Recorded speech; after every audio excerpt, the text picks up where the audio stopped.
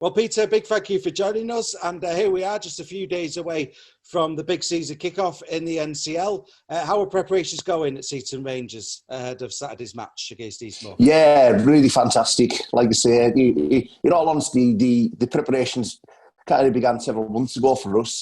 From a playing point of view, the guys were back training in November in the anticipation that hopefully we'd be accepted into the National Conference League. And then obviously once we got accepted into December, realistically all the preparations began then. You know, it's been a constant whirlwind of club improvements, just improvements basically on and off the field. You know, the players, the coaches, the volunteers have all worked really, really hard over the last few months to get us to a position where we can now look forward to Saturday. There's always that creeping feeling that there's probably something that we've forgotten. But, you know, we're in a really good position. The preparations have gone absolutely fantastically well. And personally now I'm just like a kid at Christmas looking forward to Saturday and a history-making day for us as a club. And getting the club to this moment this weekend, obviously a lot of work's gone into this, but just how much work and preparation has gone into getting the club into the NCL? Like I say, yeah, a really untold amount of hard work. We initially applied to the National Conference League back in, I think it was 2019, 2020, and we had our application at the time knocked back. And in all honesty, it was probably a blessing in disguise, because what we done was we sat back and we took stock of where we were at, and we looked at what we needed to do to improve. And the truth is, the last sort of 24 months, you know, there's been so much hard work. We've had improvements to the playing surface undertaken. We've had barriers erected around the field. In terms of the club, we've fundraised and got another new function room in place at the club.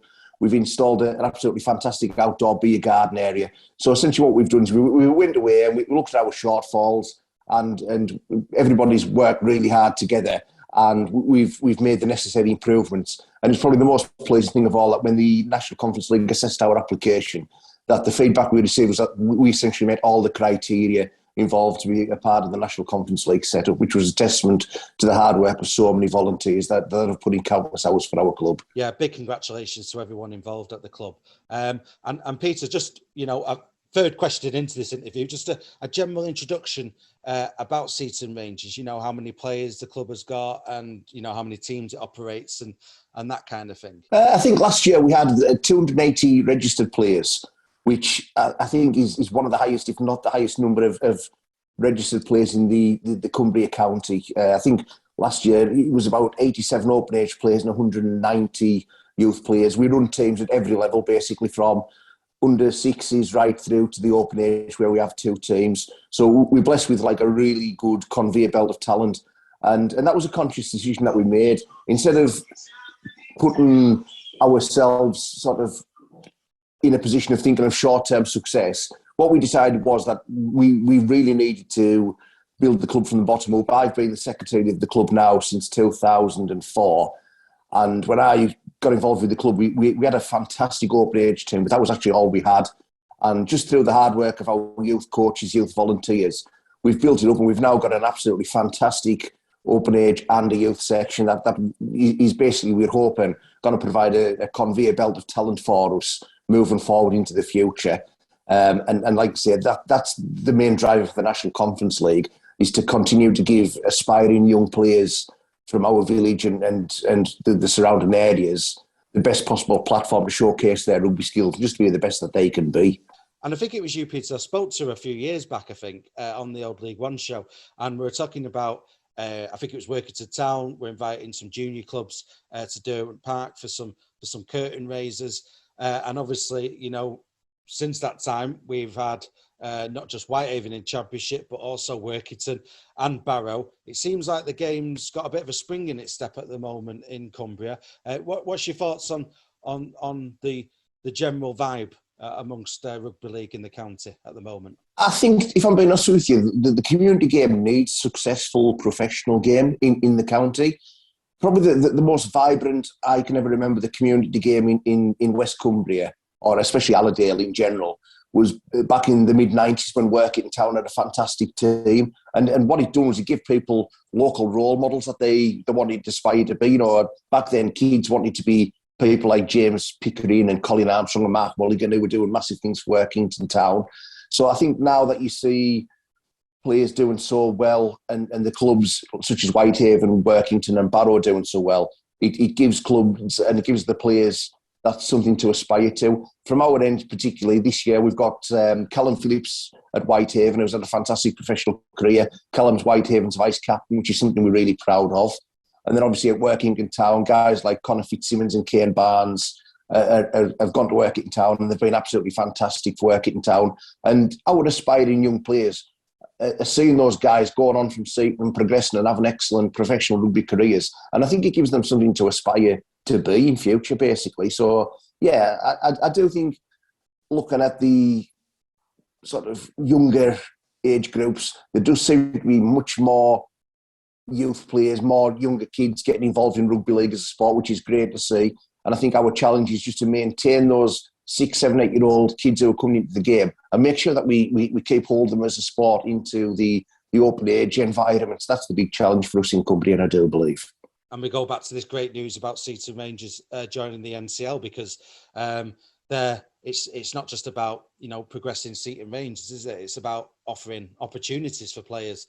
And, there'll be players at the club who are 7 or 8 now, but in 10 years' time could be playing for Seaton, maybe a bit further up the NCL ladder as well. I mean, it's all good stuff, isn't it? Yeah, that's it. Like I say, obviously, we're just deeply honoured to be part of what is the flagship amateur.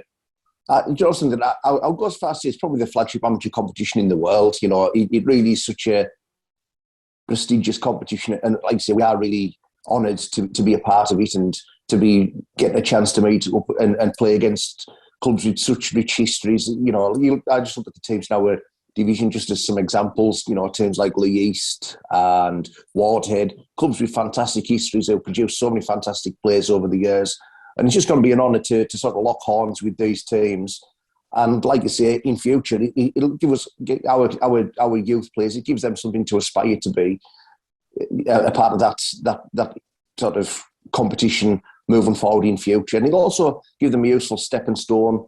If there's late developers into the amateur game to the professional game, it just gives them that nice stepping stone where they can test themselves and see where they're at. And yeah, like I say, it's just a huge honour, and we're just absolutely over the moon to be part of it. And final thought, Peter, just a quick plug, really. Eastmoor Dragons coming to the village this weekend in the NCL. Just your message to the local community, really. Just, I'm imagining, come one, come all for this historic occasion. Yeah, do you know something? We've always been blessed that we attract really, really good crowds. I can remember back in 2003, we won the Barla Cumbria Cup for the first time. I was just a spectator that day, and there was about 1,600 people in Derwent Park for the final. As a club, we've always been fantastically well supported, and we are looking forward to a fantastic occasion in front of a huge crowd. We're looking forward to welcoming Eastmoor and rolling out the red carpet and really showing them what the Cumbrian hospitality is all about. Because at the end of the day, it goes deeper than rugby. It's about the memories we make and the friendships that we're going to strike up. That's a massive part of it for us. But yeah, like I say, we are looking forward to a huge crowd. And above all, like I say, the main thing is we're just looking forward to representing the village and the club. We're looking forward to sort of showing the referee and our opponents the ethos of our club. They're just making sure that everybody visits it and goes away, enjoys it. Everybody's treated with respect. Everybody realises that rugby league's a family sport. Everybody appreciates being part of the rugby league family and just, like I say, being very good representatives for the sport of rugby league and what it's all about.